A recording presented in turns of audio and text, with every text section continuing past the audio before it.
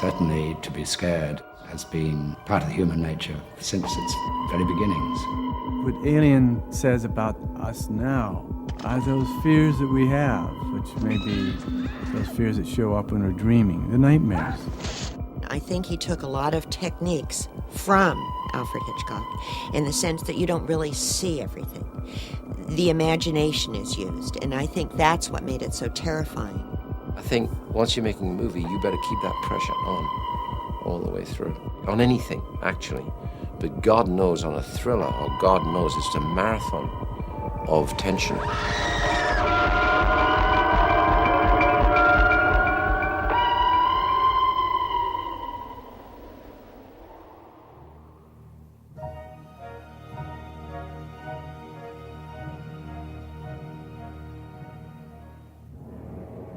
I've gone to films my whole life since I was a kid.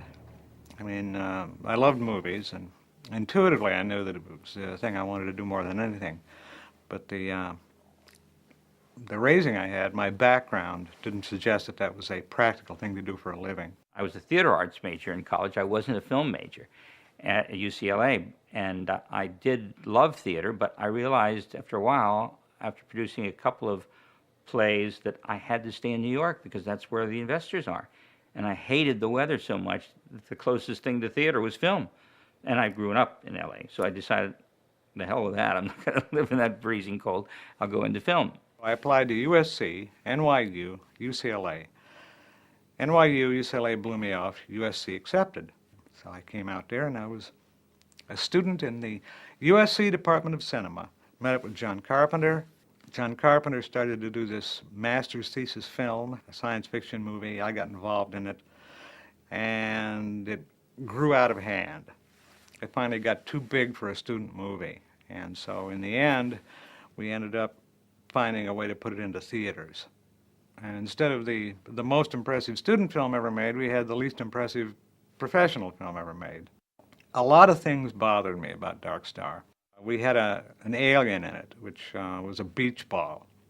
It was our second try on that alien. I went away from Dark Star really wanting to do an alien that looked real. A couple of years down the line, I decided to do Dark Star as a horror movie instead of a comedy. And that was the germ of Alien. When we got to talking, I realized that Dan was a cinema student at USC, and it was in the process of making a kind of a spoof on 2001, a small film called Dark Star, and he was surprised to find that that was my secret love, was film, and particularly fantastic cinema always attracted me. So basically, I helped out on Dark Star. I had heard about Dark Star, and somebody was telling me about these two brilliant young guys, and sci-fi was my love, really. I also like suspense, but I went to see Dark Star, and I spoke to Carpenter on the phone, and I spoke to Dan on the phone. But it seemed to me I just had a more rapport with Dan just from the phone conversations, and I told him I had the rights to what became Total Recall, which was the original story by Phil Dick, was called We Can Remember It For You Wholesale. So he knew the story. He said, I love that. Yeah, he said, you got the rights to that? I said, yeah. He said, okay, and I got something I got to discuss with you that I have been working on about a year, and I need to make a breakthrough, and maybe you're the guy that can make me have it happen. And that turned out to be Alien. I had this opening. I didn't know where it was going to go. I knew I wanted to do a scary movie on a spaceship with a small number of astronauts. Like I say, Dark Star is a horror movie instead of a comedy. And I had this creepy opening in which astronauts awaken to find that their voyage home has been interrupted. They're receiving a signal from this mysterious planetoid in an alien language. They go down to investigate. They get stalled down there. Their ship breaks down. I've got 29 pages written, but I don't know you. I can't trust you to leave the house with this. The story, I, of course, know, and you have nothing written in the story. I said, no, I've just got the rights to the story. I hadn't yet tried to write it yet. And he said, okay, will you sit here and just read this? And this is what I got. I'm stuck on it, frankly, but read this. So I sat there and I read it, and it was very close to what we actually ended up with on the screen, those first 29 pages. The threat at the center of the story, whatever this monster or thing or danger was going to be. It was not at all clear to me at this point. The first act is fantastic. I said, oh, you know, possibly, maybe I can help you with it. And he said, okay, I can help you in Total Recall. So we decided, however, that we would tackle Alien first because Total Recall would be way more expensive because at that time we envisioned Alien could be a Roger Corman movie just in one location, you know, several different rooms in an old warehouse. A Chilean filmmaker named Alejandro Jodorowsky telephoned me from Paris. Was it Paris, France? Or Paris, Texas? No, Paris, France. He had made an art film called El Topo, which was very well received. And this man over this transatlantic phone line claimed that he had the backing and the rights to make a feature film of Dune. And he loved Dan's work that he did on designing the special effects for Dark Star. And he knew he had to do it at a budget with some creative people. So he hired Dan to work on it, help him with the storyline and also with the special effects. And Dan went off within a few weeks. He went off to Paris and France and places and was working on the Dune project there for 6 months. And I wasn't the only person there. He had gone to England and he had plucked up an artist who did covers for science fiction books named Christopher Foss. And for the first time, I saw somebody whose stuff I liked as much as Ron Cobb's stuff. He had another artist he wanted me to meet. He had seen this guy's work in a show that was in Paris at the time. Took me over to one of the really fancy hotels in Paris, not the one I was staying in, where this artist named Hans Rudy Giger was staying while his show was on display in Paris. Giger brings out this little tinfoil. He said, would you like some opium? I said, why do you take that? He said, I am afraid of my visions. He said, it's only your mind. He said, that is what I'm afraid of. He brings out a book, art book, with his paintings in it. I started looking at this, and he and Alejandro go into a big discussion about Dune. I started looking at these paintings, and it took a minute for it to register what I was seeing, but what I was seeing seemed to be very disturbing. Oft-told story of that was Dan, of course, working on the Jodorowsky Dune in Paris for a year or two, and it all collapsed, and he went home with no money and whatever it is, and slept on Ron Shuset's couch. And I was in desperation. The only thing I could think to do, I had to sell a script. So he said, now light up the board, Ron. I've got this first act, and you like it. And he says, I know, you have a good mind from these just weeks and weeks I've worked with you before I left, and what I saw you did on Total Recall, which you did the short story. As far as you got it, I know you can make the breakthrough for me. Well, Star Beast is one of those titles that you think of, and then you throw them away. I was running through titles, and they all stank. I didn't like any of them. One morning at 3 o'clock, Ronnie's apartment, I'm typing away, writing dialogue, and the characters are saying the alien this and the alien that, and suddenly that word alien just sort of came up out of the typewriter at me. I said, alien. It's a noun and it's an adjective. I said, yes, that's it. I have the title. It's simple. It's one word, and no one's ever used it. And never changed from that moment on. No one ever tried. The title stuck, and that was amazing to us, even just that aspect of it. I went to storage, got my typewriter out, took it over to Ronnie Shuset's living room, and wrote it up.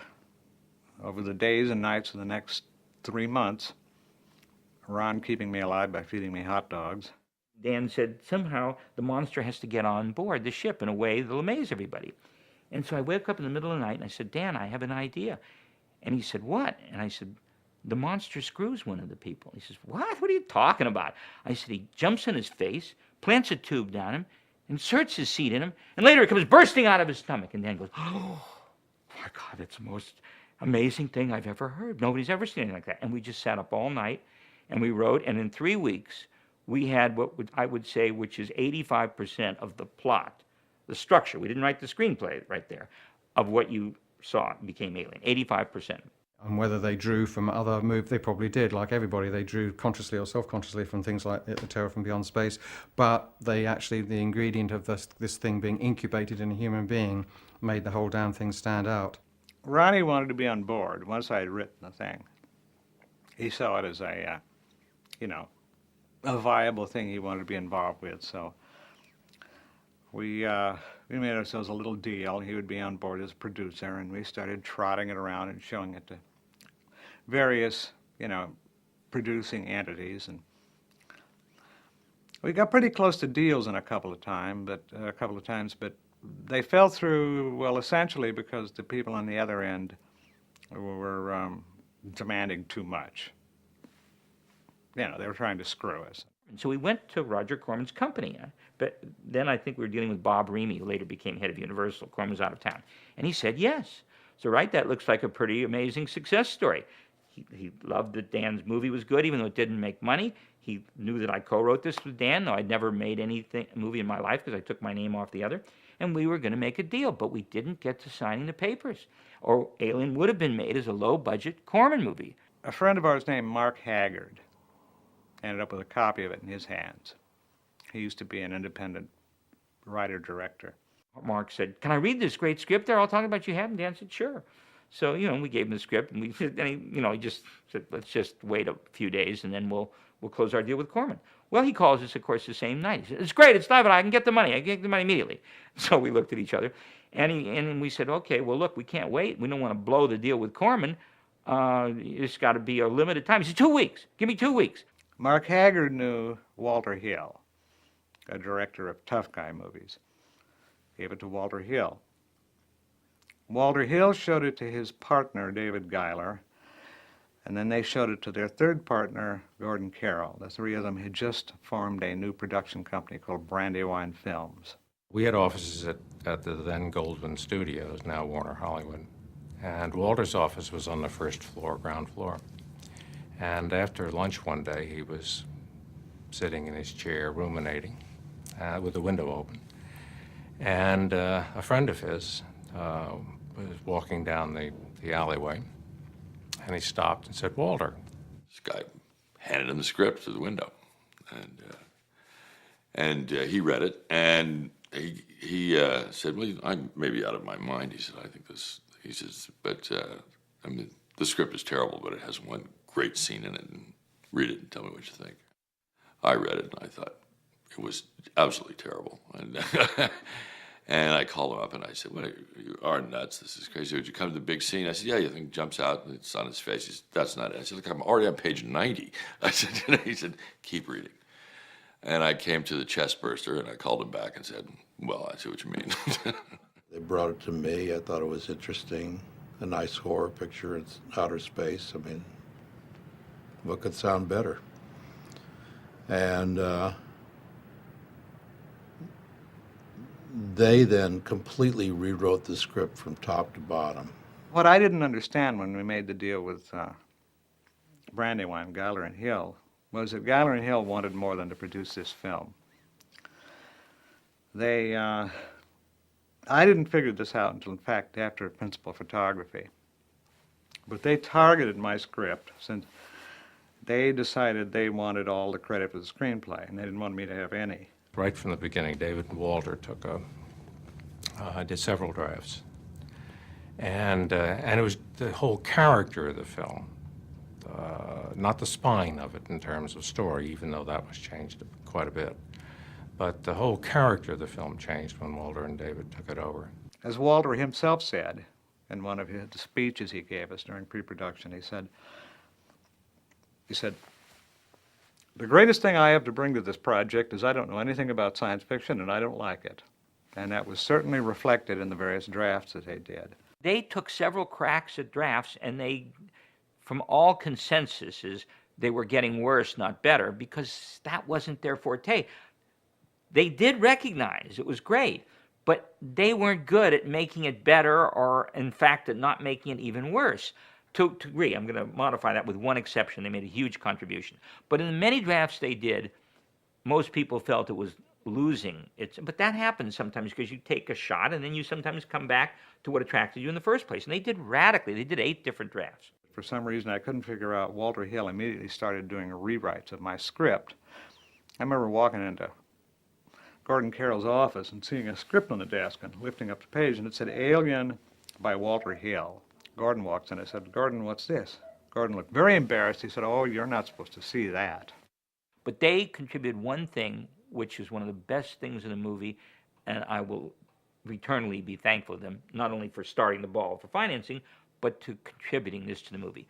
What they invented was the robot. That was not in the movie, where the robot's Ash is a robot and his head comes off. That whole idea and scenario was theirs. We rewrote it top to bottom. I mean, all of the dialogue, all the characters, the whole sense of truck drivers in space, the whole, plot with the robot, the whole with Ian Holm, with all the rest of that stuff. That's all in the new script. The only thing I could see he was doing was just stirring around the elements. First thing he did was change the names of all of the characters. One early discussion, Walter walks into the offices there at 20th Century Fox, and he said, I hate all those names in your script. He hates all the names. I mean, how do you hate a name? Oh, I hate all those names. So he changed them all. Of course, he didn't hate them at all. But he had the naive idea that if he changed all of the characters' names, this would count somehow as being a substantial rewrite of the material. With a story that's as often told as this kind of story is, you have to do it in a special way in order for it to be special. I mean, that was our argument with about the movie in general with Fox all the time, and I think they agreed, which was that you had to treat this kind of B monster movie as though it were an A movie. That script did not excite Fox enough for them to say, we want to go ahead and we want to make it. It must be remembered that this was pre-Star Wars. And we were confident, although we had other places we could set the film up, we were confident that Fox would ultimately, with another rewrite and whatever, would ultimately do it. We certainly hope so. And when Star Wars came out and was the extraordinary hit that it was, then suddenly science fiction became the hot genre. I don't know that there was a consensus one way or the other about science fiction. I mean, since I was the responsible party for making Star Wars, and it was such a hit, concerns about science fiction went away very quickly. They wanted to follow through on Star Wars, and they wanted to follow through fast. And the only spaceship script they had sitting on their desk was Alien.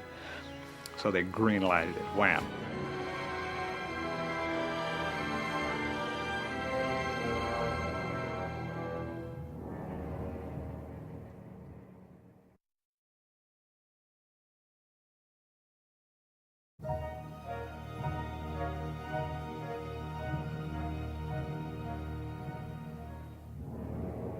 I wrote Alien thinking I was going to direct it. That's one of the reasons that I hadn't developed the characters. I mean, it was developing the alien itself was such a complex problem that I thought, well, I'll put the characters off for a later draft. It went, as most things do, through a period of trying to get a package. But this, when you're going with the studios, they offer top dollar, they went to everybody. Every top A-level actor and director. We had asked Walter at first place if he wanted to direct it. And since he was part of the package. Walter was originally going to do it. And then he decided that he did not have the temperament for special effects. Apparently Gordon talked to Robert Aldrich. Didn't like what Aldrich had to say. He asked Aldrich how he would handle the face-hugging creature. Aldrich said, oh, no problem. I'll just go to the market and get a liver and throw it on the guy's face. Gordon didn't want to hear that. I was convinced that it wasn't a small picture, that the way to do it was to scale it up and to do it with whatever sense of craft and design and to make it an A picture. Peter Yates, the studio, wanted. We weren't crazy about that idea, but I think he didn't want to do it finally. I talked to Jack Clayton about it, and he didn't want to do it. And everybody said no, because they said, we had no credibility, and of course directors would have credibility, but almost none of them wanted to do it. They thought it was a stupid monster movie, a dumb thing with something coming out of your chest like a Japanese horror movie, and none of them had the vision. None of the A-level directors we went to had the vision to see it. You needed to have a director that was going to give it some kind of real, other than traditional science fiction look. You had to have real actors in it. You had to have, all of that. And never let on that it was a B-monster movie, but make it deliver on that, at that level. In those days, I think between The Duelist, which had been something that was completely self-driven by myself and my pocketbook, because I found the writer, found the story, paid for the script, got no fee, and was the completion bond. So that was my first experience in the movie business. I saw The Duelists at Cannes and talked to Sandy Lieberson, who knew Ridley pretty well, Sandy was head of Fox in Europe. And we kind of presented him as the candidate. Walter Hill and I went, screened the picture that he had done, and The Duelists. We were absolutely stunned by his control of the picture, his mounting of the film. It really is an extraordinary film with a lot of depth, richness. All of a sudden, they said that they had met with a director none of us had heard of, named Ridley Scott, who was a director of commercials from England.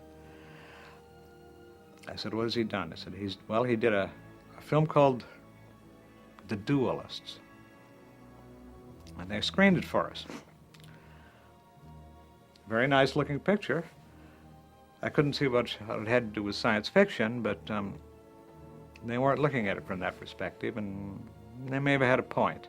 Someone had seen The Duelist at Cannes, which got a prize at Cannes. And out of the blue came this offer. I think it must have been within about 6 months, actually. And I read the script, and I think within 26 hours I was standing in Hollywood. I read the script, said, I'll do it. They said, you will? I said, yeah. So I was flown out. So I suddenly started to feel the Hollywood machine kicking in. I think it is really clever casting, in actual fact, the fact that somebody who's obviously got a good eye and also would give a completely different quality to what could have been a very sort of, maybe an exciting, but nonetheless a B movie. That first encounter was good, and then I went back and said, what I have to do is storyboard the movie. So with great excitement and glee, I storyboarded the movie in London, which actually took me 3.5 weeks. I worked day and night, went back with the boards, and the budget doubled, which just shows the power of a well-thought-through storyboard, because we went from 4.2 to 8.4 or something like that, because they suddenly saw a way to do the film which was, not doing it in a bunch of sets that looked like painted cardboard boxes with a dodgy man in a rubber suit running around as the Beast, but in fact, I'd put a statement into it. I had I don't like the word, but had a vision of what to do with the spacecraft and what to do with the spacesuits, and I was fully influenced at that moment, mostly by 2001, actually. Oh, and Star Wars. I thought that first Star Wars was formidable. But that was the fairy story, you see. Star Wars is the fairy story. I was going to do the Texas Chainsaw Massacre of science fictions, which I still think Texas is one of the most formidable. If you're going to do a horror movie, there it is. Being a horror film and a sci-fi fanatic, I kept sort of saying, well, this is a film you've got to see, because he hadn't really seen many of those things, and I think, so I was trying to sort of, in my own naive way, educate him as to, well, this is a sci-fi great, Ridley, you've got to see this, You've got to see It, the Terror from Beyond Space, or all that sort of thing, and Ridley sort of looked at him as sort of an absolute horror, because he wasn't excited by any of them. I think the only thing he was excited by was Texas Chainsaw Massacre, actually. I always felt it was a pretty straightforward action thriller. The old dark house, basically. And we're going to watch them each get taken out by this terrible beast. That's as B movie as you can get. Whoever directed this movie, was not going to quit on a monster until he has it, that you can believe it, that it'll look right. And I thought that was the single most important thing you could have for this movie. The thing that really worried me most of all, because I figured I could get all the environment right, all the costumes right, you can get the casting right. But who was this beast? What was this beast going to be? And that's where we started talking, in great detail about Giga. Ridley did one thing which enamored him to me. First time I met him, I shoved Giger's art book into his hands. And I saw the Giger illustrations of that one in Necronomicon, which I thought, that's it, that's no question, that's it. I talked at length with Dan O'Bannon on this, and he said, what do you think? I said, that's it. He said, that's right. And the idea that came to me looking at Giger's paintings was, you know, if somebody could get this guy to design a monster movie, you'd have something completely original no one had ever seen before. But Fox hated Giger's work because they said, people stay away in droves. This is so ghastly. It's too much. It's too much. It's repulsive. And we said, no, it's done so beautifully. It all depends on the way the director utilizes it. It's the first question you ask, what is the alien going to look like? Is it going to be a guy in a rubber suit with fins? And Dan opened Necronomicon, Giger's book, and we were just stunned. Same thing with Ridley. The first second that Ridley saw Giger's work, he knew that the biggest single design problem, maybe the biggest problem in the film, had been solved.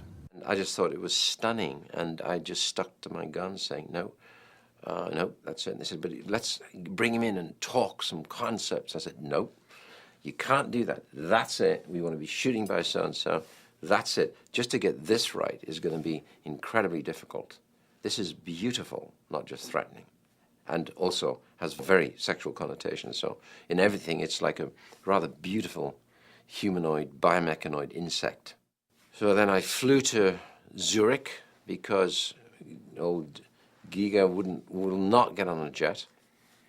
Terrified of flying. I think he's probably still terrified of flying. And I met him at his house, and I found him to be very nice and very sweet and very articulate and very specific. And he started going down this thing, and I'll redesign. I said, no. So we went through the same conversation again. I said, you don't need to. You've got 5 other things to design. Right through from egg, facehugger, chestburster, and then, what's that? 3. Then the beast. I didn't want to have eyes because it makes the monster more dangerous. It's more scary, and because you never know where the monster is looking.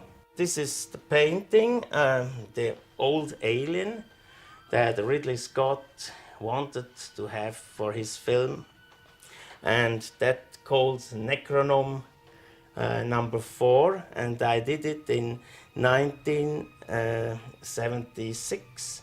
The only thing in the alien is the difference is that they have kind of sunglasses. Now we have this kind of shell, and here the tail, it's different.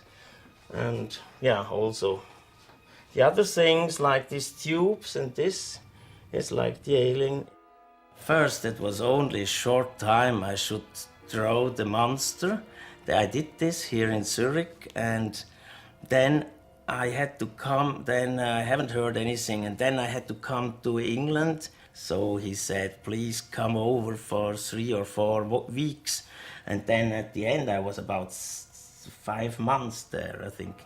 Altogether 7 months. Ridley wants that I do the 3 monsters. That was the face hugger, the chest burster, and the big alien. And then later on, I could do the rest of the surrounding of the alien. I was using Dune as my model of how to design a science fiction movie, the idea of getting great artists together in a room and having them all work. And we were doing that on Alien. It was me in charge instead of Jodorowsky. And we had the walls full of these dazzling designs for everything in the movie. He had a kind of a wish list of people he wanted to work on this film. One was Hans-Rudi Giger, myself, and Chris Foss, the British science fiction illustrator. And he always had this dream project that all 3 of us would work on this one film, and he got his way. And even before there was a director, Chris and I had a series of little art department above an old sound stage on Fox for a long, long time, drawing. And and meeting directors as they would come in and look at the drawings and try to find out who was going to do what, and when and where, and if it would ever go. I knew Ron as a political cartoonist from the Los Angeles Free Press. Everybody loved his cartoons. And I had the gall to actually call him on the phone and go visit him in his apartment in Westwood. We became friends that way. And I discovered something at that time was not known about him, that he did science fictional paintings. And they were incredible. Dan came to me with the script, the original script that he and Ron Shusett had written for Alien, and had me read it, and it was quite amazing. And he wondered if I could help him do some visualizations, a series of paintings that he could send around with the script. And I did quite a few, and but we were still groping as to what the thing should look like. But I was very, very interested in astronautics and space flight and aerospace design and ideas of the future, and also science fiction as a kind of future mythology. So all this just clicked with me, and I was very, very excited about it. We all contributed all kinds of things for the different versions of the script, and Chris Voss just turned out tons and tons of exterior drawings of what the ship should look like. And we kind of differed in that he was very metaphorical and sort of fantastic, and I was very interested in tapping the idea of what things could look like if they were drawn from a more realistic consideration of what a spaceship should be, without going NASA. Create the sense of confined space, spaces at a premium inside, that the idea that it was, with all the pressure doors, that it was pressurized, all those things I thought would contribute to the tension of the film. And they weren't particularly there in the in a lot of the early versions and visions of what it should look like. So I had to do a lot of persuading.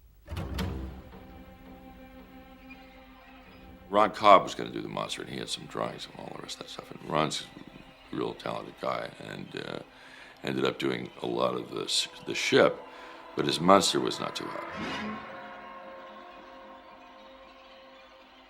He kind of designed the sort of spaceship interiors and thing. I think the sort of Nostromo and the Narcissus, he did those kind of designs because he had, I mean, he's rather like Sid Mead was to Blade Runner. He just had that expert. They were founded in logic, you know, and in reality. This guy thinks like something's engineered. He's got a mind that he designed something that really seems like it'll work, a functioning model. He's so believable. He can make them so accurate. I was more concerned with the Nostromo, because I knew that was going to be my ultimate contribution, would be to bring the Nostromo to life. When finally we would get Giger on board, and not just having him mail things in, he would be involved with the alien planet and the alien. We all knew that that's what Dan wanted, you know. Chris Voss was to sort of take care of the exterior of the ship, and I was going to do the interior sets. There would be a production designer, but Dan wanted all our inputs to be very much noted. I used to be very into the Metal Hurlant, the heavy metal comics from France, and all the Mobius and people like that. And I think I'd managed to infect Ridley with that enthusiasm, etc. He could treat sci-fi in the same way that he treated history, you know, like the duelists. Before that, he was the sort of he was the expert at everything. He put a different slant on shooting historical things. Because it was just, I guess it was his eye for detail, really. I was steeped in heavy metal comics of those at the particular time, like Metal Hurlant and you know, a lot of Mobius's stuff actually. And I was very impressed by that. And I just in those days trying to wonder, how do I apply this to movies? You know, how do I apply this kind of really fresh and beautifully visual thinking to film? And here it was. You need a hook when you're starting something, and my hook was my boards. I drew the boards, drew the corridors, drew the spacesuits. When you're drawing boards and corridors and spacesuits, you're also sucking yourself into story, because I'm literally doing it, you know, chapter by chapter, scene by scene. You get ideas as you're drawing them. And the ideas fall into place not just as ideas, but as technological possibilities. And when that first idea comes, I tend to go with it and follow it.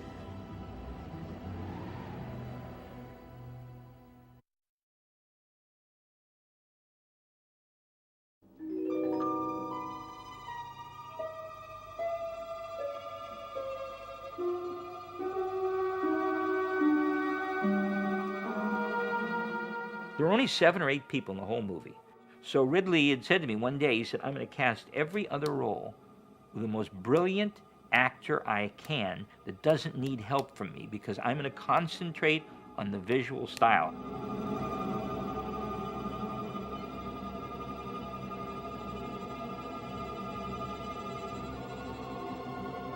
We had wanted not to use a classic star for the film. When you see, and talk, and people read and read and read, and there's always one that suddenly goes bang, that's the one. Ridley Scott had asked me to cast his first film, which was The Duelists, and we'd worked together really well, and it was very enjoyable. So totally different from Aliens. It was Napoleonic Wars, full of character actors. First of all, I felt I wanted to see every actor in the United States in the directory. Okay, so I think we did see every actor in the United States, in Los Angeles, New York. It was about as far removed as you could get from his first film, because the script was very, very linear. It was very few stage directions. You could not tell who was a man and who was a woman. I sensed deliberately. We wrote it to be all men. So I'm getting everybody their due. There's a lot of people that had to make some good guesses here. I think maybe that's the only way most of the really great movies get made. But there's somebody in each spot that's doing something amazing, and you don't think of it, and wow, it's part of what makes it magic. David Giler and Walter, who sort of took over the writing from Ron and from Dan, I think they came up, I'm not sure whether it was David or not, idea of sort of to try and break the mold of making Ripley a woman, and of kind of making it more, I mean, the truck drivers in space analogy I think is a pretty good one, and that appealed to Ridley because, the thing that didn't appeal to him as an art director was sort of, shiny Flash Gordon surfaces and things like that. He wanted the thing to be just like a battered old truck where there was bits of tape over cracks in the chairs they sat in and things like that. And we realized that studios might resist it. Even though we went to Corman first, we thought that Fox might not make the movie unless we managed to make it as commercial as possible. So we had a little asterisk. Please note, any one of the crew members, or let's say 2, could be females if you want to have it go for a wider, broader appeal.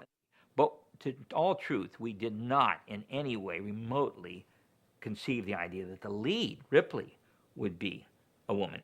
We were looking it over, and Walter and I sort of thought, here's this one character, not too interesting, and we thought, this studio, this is made, I hate to say this, but for very cynical reasons, this studio is making Julia and Turning Point, and they really believe in the return of the woman's movie. So we get a lot of points, if we turn this character into a woman, and it'll just make the character more interesting. She wasn't originally in the original script. Originally, the protagonist was a male. So Laddie said to us one day, can Ripley be a woman? And we looked at each other, we said, yeah, but it seems kind of funny. I mean, they've never done that, a woman in a space horror movie as the leading character. And he said, well, I have a feeling that's going to make it unique.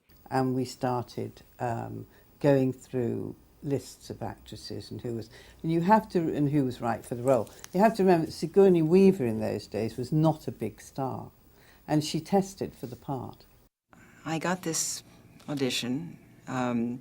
They'd sent me the script, which, of course, not knowing the Rambaldi designs, I pictured this big yellow blob of gelatin chasing these people, and nothing as elegant as what it turned out to be. And I actually went to the wrong place. And I called my agent and I said, it was like Friday afternoon. I said, I don't know, the script was... She said, just go. I'd met Sigourney on the last go in New York. She'd come recommended because of a play that she'd been doing on Broadway. She was known as a real comer on Broadway, right? And I didn't see the play, I just met her. As I remember, we were in the Regency Hotel at the time. Sigourney, for some reason, had gone to another hotel. We did not know this. And she was due at, 2:30, and 2:30 arrives, and 2:45 arrives. 10 minutes to 3 arrives, and then we hear, I can't say running feet in the corridor, but we hear fast-paced feet coming toward the door and then slowing down and composing itself. And the bell rings and Mary opens the door, and Ripley was standing there. This extraordinary-looking woman, tall, commanding presence. And I was wearing these very high hooker boots, and I looked about 7 feet tall.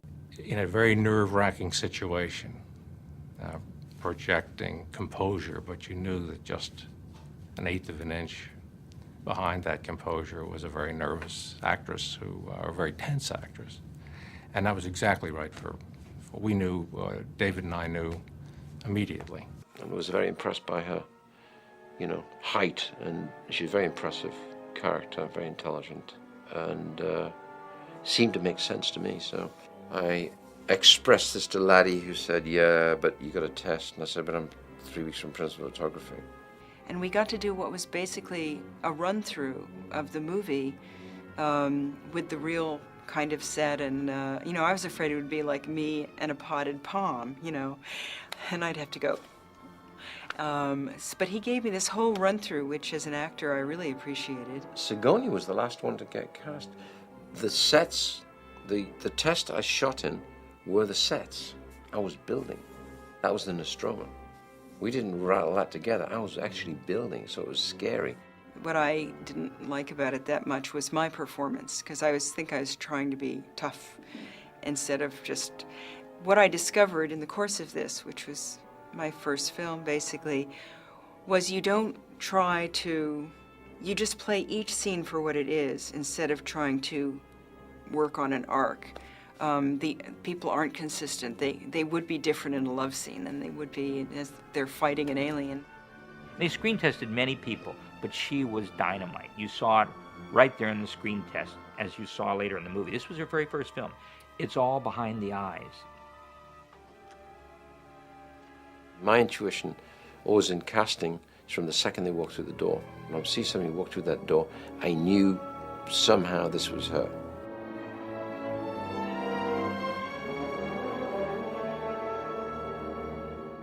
Then there was the second woman, Lambert, but it was a difficult one to finally arrive at Veronica Cartwright.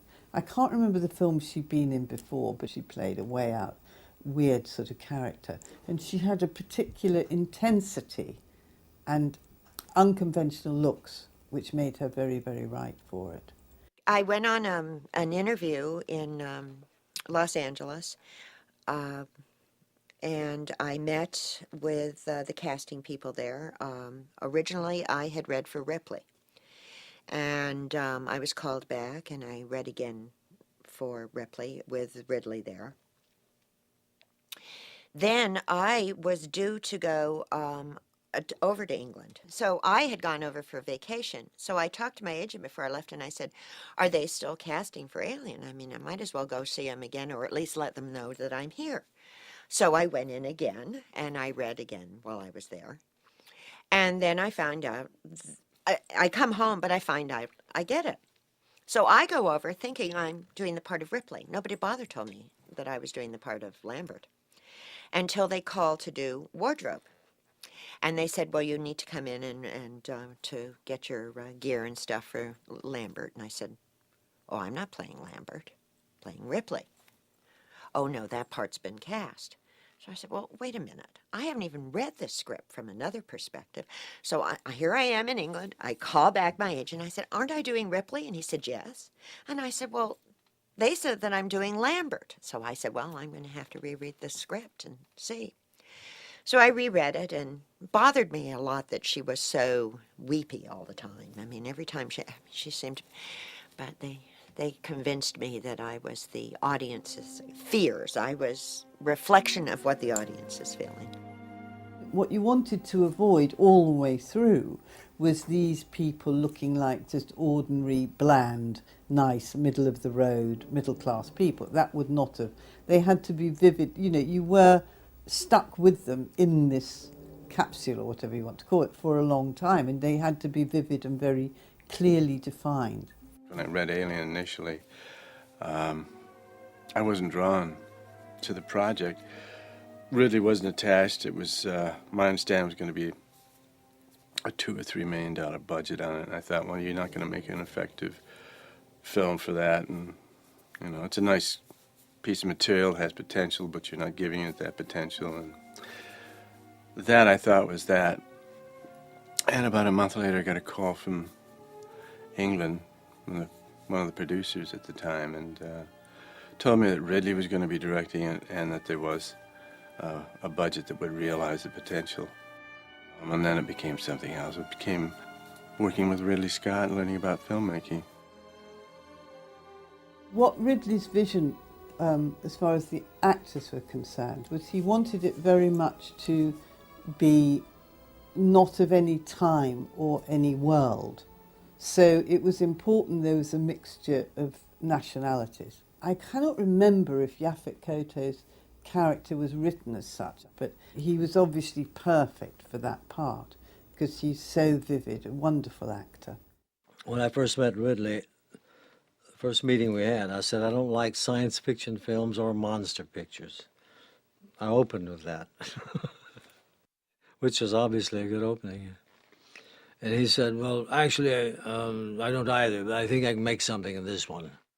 The casting of John Hurt, I think it is known that there was another actor originally playing that part, John Finch, who became ill, and we had to recast. Probably identified at that moment very strongly by playing Macbeth for Polanski. I'd been impressed by Polanski's work anyway, but particularly also by Finch. And so he said, yeah, sure, I'd love to do this. He came on board. First day, first shot, he starts to look as yellow as this pencil. And I thought, God, what's wrong? And we did a couple of takes, and he seemed absolute lackluster, no energy. He's sagging in his seat. And we cut, and I got up and went over to him and said, what's up, you all right? He said, no, I'm terrible. I said, I feel terrible. He said, how do I look? I said, terrible. And we had to lift him out of his seat, and he was carried away. And it turns out that he was a diabetic. I had been asked if I'd like to do Alien, but I had already committed to the South African film, so that was dropped. And the actor that was going to play Kane later, for one reason or another, had to drop out. That night, we had a quick regroup in the office, and that night I drove to Hampstead Village and met with John Hurt. And then they heard that I was then free, so Ridley Scott came to me and we talked till gone midnight, say on the Monday. Prepared him, of course, for what it was, and he said, so when do I start? And I said, tomorrow morning. And on the Tuesday morning, I was on the set at 7:30. So it was not a usual film for me. The script didn't arrive, and I didn't mull it over, and I didn't decide this, that, and the other. I had a long pitch from Ridley, and a very interesting one, too. And by the end of it, I said, okay, Ridley, you better send the car around now to take me out to the studio. I think life and acting and everything is so full of those things. What if it hadn't happened? Like, nobody knows. I think John Hurt would probably still have exactly the same career because he's done so much varied and wonderful work. That really brings us to Ian Holm, who I think is the most wonderful actor and hadn't done anything like that at all before. And Ridley was really thrilled that he wanted to do it. And in those days, he'd done very little film. He'd done a bit of television, but he was very much a theatre star.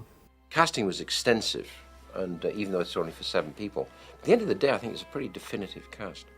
The casting is enormously important to the whole making of the film, to the director's concept of the film, because it does so much work for the director, just innately in who you cast.